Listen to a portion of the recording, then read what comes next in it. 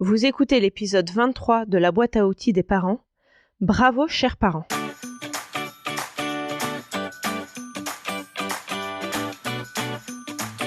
Bonjour, je suis Juliette Cerceau, je suis coach de vie et coach parental.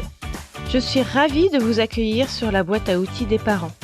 C'est le podcast dédié aux parents qui vous donne des outils concrets applicables facilement et immédiatement pour vivre une parentalité plus épanouie. Cet épisode est un peu plus court que d'habitude. Mais aujourd'hui, je veux que vous fassiez le plein de confiance en vous. Je veux que vous vous rendiez compte que vous êtes un parent extraordinaire. Comment je le sais ? Tout simplement parce que j'observe autour de moi et je vois des parents qui se démènent pour leurs enfants. Des parents qui donnent le meilleur d'eux-mêmes pour leurs enfants. Des parents qui vont adapter leurs horaires de travail pour emmener leurs enfants à des activités. Des parents qui vont écourter leur journée pour aller les chercher à l'école le midi ou le soir dès 4h30 parce que ça convient mieux à leur rythme. Des parents qui vont déposer leur aîné au foot, puis ensuite déposer la deuxième à la danse, en profiter pour faire quelques courses, puis retourner chercher les enfants et rentrer pour préparer un repas sain et équilibré. Des parents qui vont se lever la nuit parce que leur enfant a fait un cauchemar ou pipi au lit ou a faim si c'est un bébé, en encaissant la fatigue. Des parents qui veillent à ce que leurs enfants grandissent dans un environnement sain avec du confort matériel. Des parents qui passent leur temps à prendre leurs enfants dans leurs bras, à les consoler, les réconforter, leur donner du courage pour ce qu'ils doivent vivre. Des parents qui se démènent pour chercher des solutions pour leurs enfants, que ce soit face à un diagnostic médical, face à un problème de garde, face à un problème au sein du couple parental, face à un problème à l'école et face à n'importe quel problème. Les parents se creusent la tête pour trouver une solution. Et la plupart du temps, ils y arrivent très bien. Et tout cela, la plupart du temps, sans aucune reconnaissance de la part des personnes pour qui ils font tout cela, c'est-à-dire leurs enfants. Je ferai un épisode dédié à l'ingratitude, qui est un sentiment très fréquent et qui peut souvent mener à de la rancœur. Mais c'est pas le sujet aujourd'hui. Parce que même si vos enfants trouvent que tout ce que vous faites pour eux est normal, vous trouvez peut-être également que c'est normal. Mais vous voulez leur offrir le meilleur dans la vie, vous voulez qu'ils partent avec les meilleures chances. Et vous savez que c'est beaucoup d'efforts, même si ça vous paraît normal. Que c'est un travail de longue haleine, même si ça vous paraît normal. Que c'est un travail quotidien et épuisant, même si ça vous paraît normal.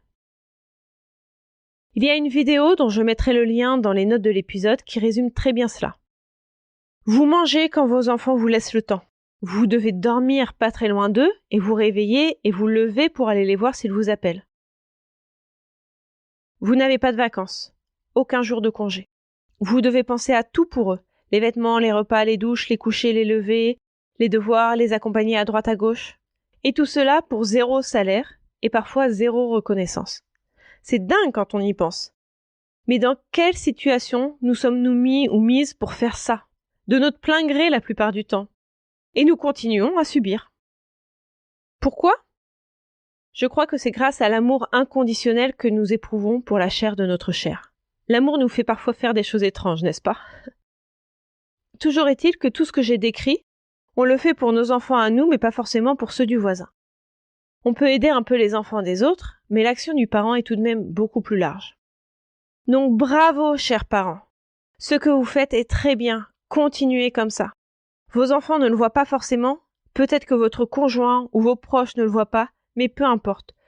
Vous avez ça en vous, continuez. Bien sûr qu'il y a des difficultés. Si vous n'en avez pas encore connu, je suis désolée de vous le dire, mais ne vous inquiétez pas, elles vont arriver. Mais peu importe, vous arriverez à les surmonter, vous êtes déjà parvenu à les surmonter.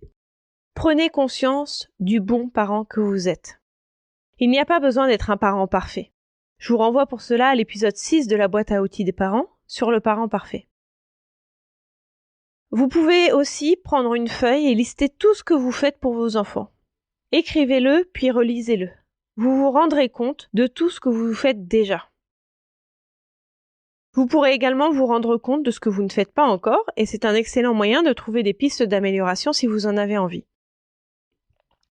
C'est un épisode assez court qui a seulement pour vocation de vous dire bravo.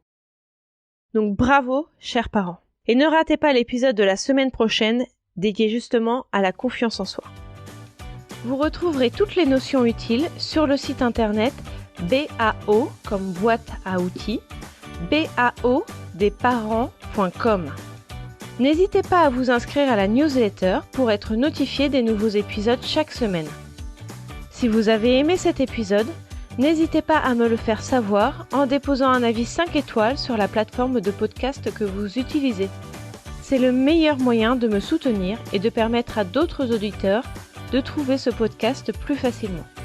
Vous pouvez aussi me suivre sur Instagram sur le compte BAO des parents et j'ai également une page Facebook qui s'appelle La boîte à outils des parents. Enfin, sachez que si vous voulez progresser encore plus vite et de façon plus juste et efficace, je propose un accompagnement de coaching personnalisé, que ce soit du coaching de vie ou du coaching parental. Vous trouverez toutes les informations sur le site baodelesprit.com. À mardi prochain!